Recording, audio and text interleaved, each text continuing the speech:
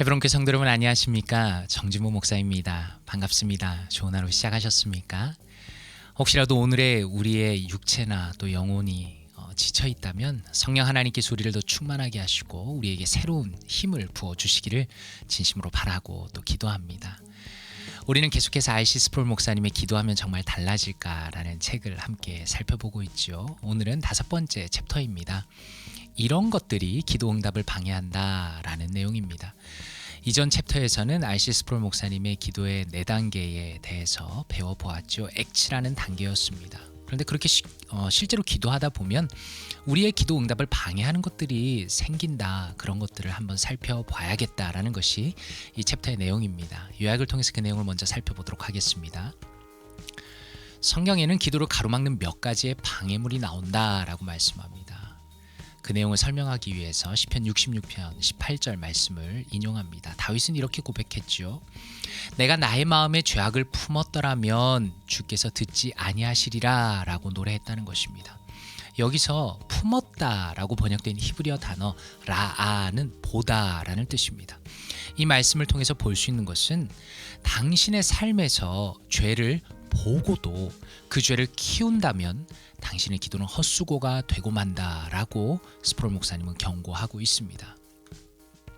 다윗의 기도는 물론 이런 의미가 아닙니다.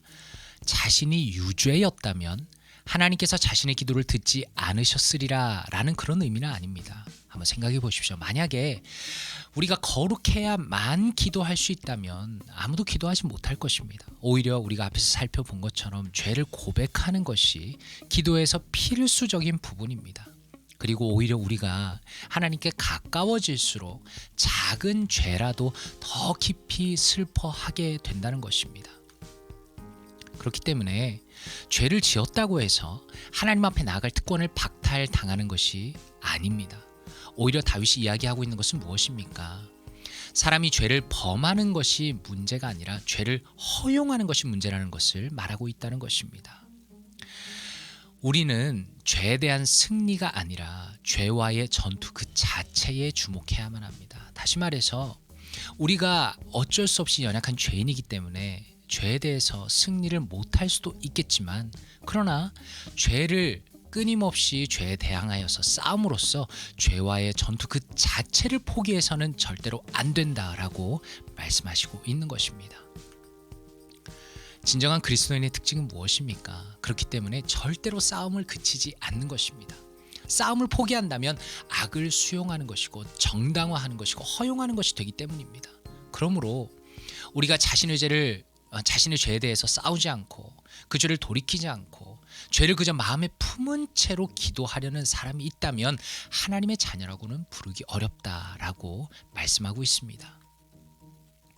그리고 베드로전서 3장 7절에서 이런 표현이 나옵니다. 기도가 막히다라는 표현이 나오는데 헬라어 단어 에크케프토라는 단어는 문자적으로 잘리다라는 뜻이 있다라고 설명합니다. 다시 말해서 이따가 살펴보겠지만 부부간의 다툼을 방치하게 되면 기도가 잘린다라는 것입니다. 그리고 비슷한 맥락에서 마태복음 5장 23절과 24절에서는 우리의 삶에서 어떤 해결되지 않은 갈등이 존재하고 있을 때 우리의 예배에 흠이 생긴다고 말씀하시고 이 원리는 우리의 기도에도 그대로 적용될 수 있다라고 말씀합니다. 만약에 우리가 고백하지 않고 죄와 싸우지 않고 그것을 허용한 채 용서받지 못한 죄를 숨긴 채로 하나님께 기도한다면 실제로는 하나님에게 더 심하게 불순종하게 되도록 더 큰 힘을 달라고 그렇게 간구하는 그런 형국이 되는 것입니다. 그러므로 하나님께서는 죄로 가득한 마음에서 죄와 싸우지 않고 그저 죄를 허용하기만 하는 그런 마음에서 나오는 우리의 간구는 존중하지 않으신다라고 말씀하시면서 내용을 마무리하고 있습니다.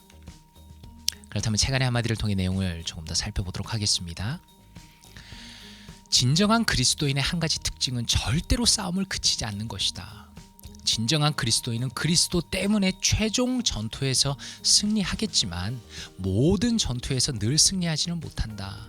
싸움을 포기한다면 악을 실제로 수용하고 정당화한 셈이다. 간단히 말해 악을 용납하고 허용하기까지 한 셈이다. 이렇게 말씀합니다. R.C. 스프롤 목사님은 우리가 진정한 기도를 하기 위해서는 우리가 그저 무기력하게 죄를 허용하는 상태가 되어서는 안 된다라고 분명히 말씀합니다. 우리는 끊임없이 죄와 싸워야 하죠. 죄를 물리치기 위해서, 죄를 이겨내기 위해서 노력해야 한다는 것입니다. 죄를 허용해서는 안 된다는 것입니다.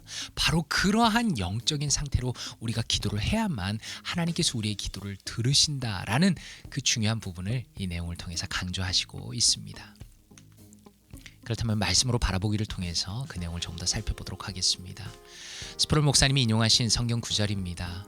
기도를 할 때 관계의 문제 때문에 기도가 막힐 수 있다라는 부분을 설명하기 위해서 인용하신 구절입니다. 베드로전서 3장 7절입니다. 남편들아, 이와 같이 지식을 따라 너희 아내와 동거하고 그를 더 연약한 그릇이요 또 생명의 은혜를 함께 이어받을 자로 알아 귀히 여기라. 이는 너희 기도가 막히지 아니하게 하려 함이라.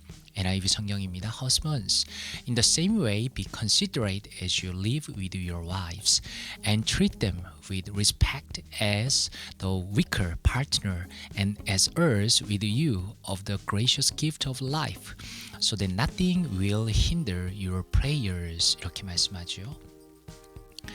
이 부분에 대해서 Evangelical Heritage Version Study Bible에서는 이렇게 말씀합니다. A husband's prayers could be hindered if he does not love and honor his wife.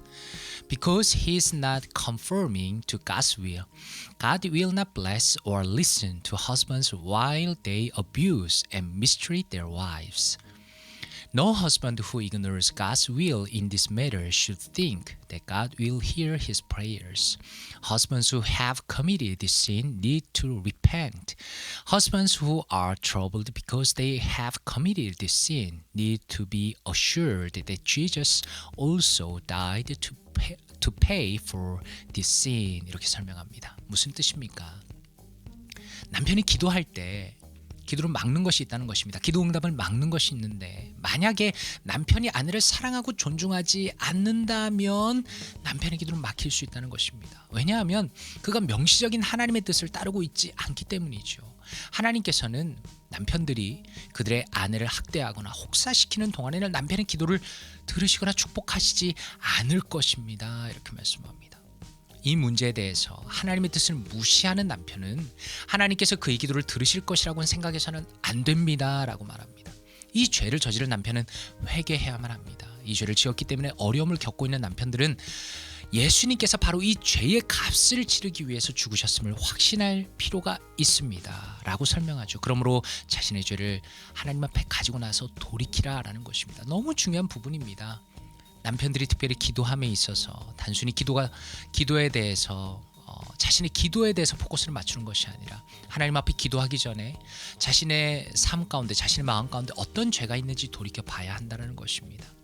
자신의 관계 속에서 죄가 해결되지 않는다면 누군가의 불편한 관계 혹은 더 적극적으로 나가서 누군가를 학대하는 관계를 가지고 있다면 당연히 하나님께서 그 기도를 듣지 않으실 것이다 라고 경고하고 있다는 것이죠. 이것이 바로 기도를 막는 중요한 요소가 된다라는 것입니다. 그렇다면 ICB의 관점을 한번 정리해 보도록 하겠습니다. 우리는 어떻습니까? 저부터도 기도라는 주제를 다루면서 단순히 나의 기도가 이루어질 것인가 혹은 이루어지지 않을 것인가 이 사실에만 초점을 맞출 때가 많이 있습니다. 그러나 정작 기도의 세계로 들어가면 어떻습니까? 기도에 대한 여러 가지 고려해야 하는 상황이 등장하게 되고 특별히 기도하는 당사자의 어떤 영적인 상태와 태도가 매우 중요하게 부각이 된다라는 것입니다. 의인의 기도라는 표현을 참 우리가 좋아하죠. 그런데 이 표현을 쓸 때 마치 우리가 아무런 죄가 없을 때만 기도해야 하는 것처럼 오해를 가져와서는 안 된다라는 것입니다. 스프롤 목사님의 말씀처럼 우리는 죄인입니다. 그런 맥락에서 완벽한 승리는 예수 그리스도의 재림의 마지막 날에 올 것입니다. 그런 맥락에서 우리가 초점을 맞춰야 될 것은 내가 모든 상황에 승리했느냐 안 했느냐라는 것보다는 현재 전투적으로 죄에 맞서고 있는가 하는 것입니다. 다시 말해서 우리가 어쩔 수 없이 죄를 짓는 상황이 있을 수는 있겠지만 그러나 그 죄와 끝까지 싸워야 하며 우리의 기도가 방해받지 않기 위해서 그리고 우리의 기도가 응답되기 위해서는 죄를 쉽게 허용하지 않기 위해서 우리 자신이 노력해야 한다라고 강조하고 있다는 것입니다. 기도가 막히지 않기 위해서는 어떻게 해야 됩니까? 하나님 앞에서 끊임없이 나 자신을 돌아봐야 합니다. 특별히 스프롤 목사님의 겉면처럼 우리의 다른 사람과의 관계의 측면에서 자신의 죄를 발견하고 돌이켜야 한다라는 것입니다. 남편과 아내의 관계가 등장하죠. 이것을 바꿔 말하자면 가장 가까운 관계라고도 말할 수 있습니다. 성도의 아름다운 신앙은 어디서 드러납니까? 어디서 드러납니까? 그것은 다른 사람과의 관계 속에서 우리의 참된 그 신앙의 모습이 드러난다라는 것입니다. 하나님 앞에서 그렇기 때문에 무엇인가 간구하기 이전에 내가 죄를 범한 상대방이 생각났습니까? 용서를 구하십시오. 삶을 돌이켜야 합니다.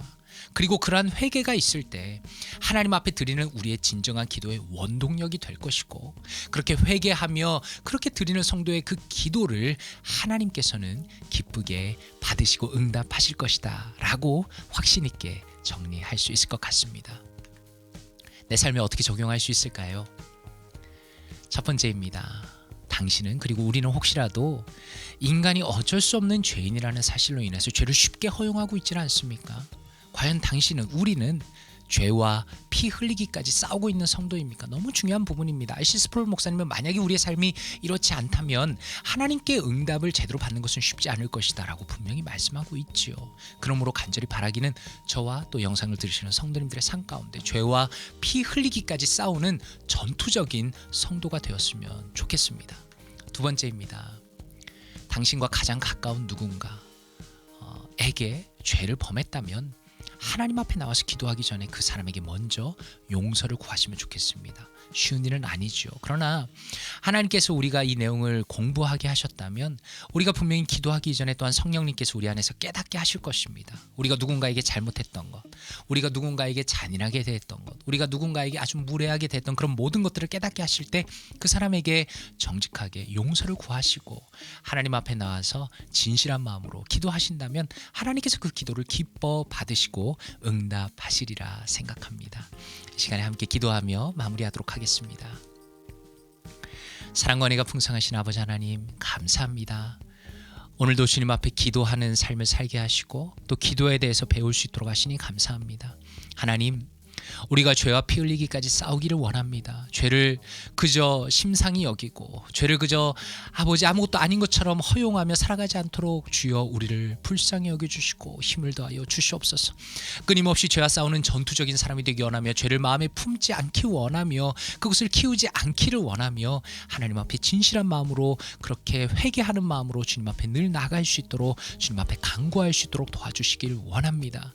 하나님, 우리의 삶에 가장 가까운 관계에서부터 아버지여 주님, 정말 주님께서 기뻐하시는 관계가 되기 원합니다.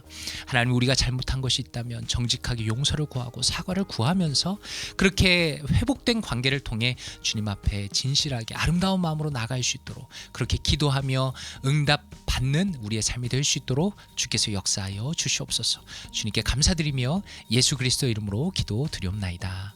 아멘.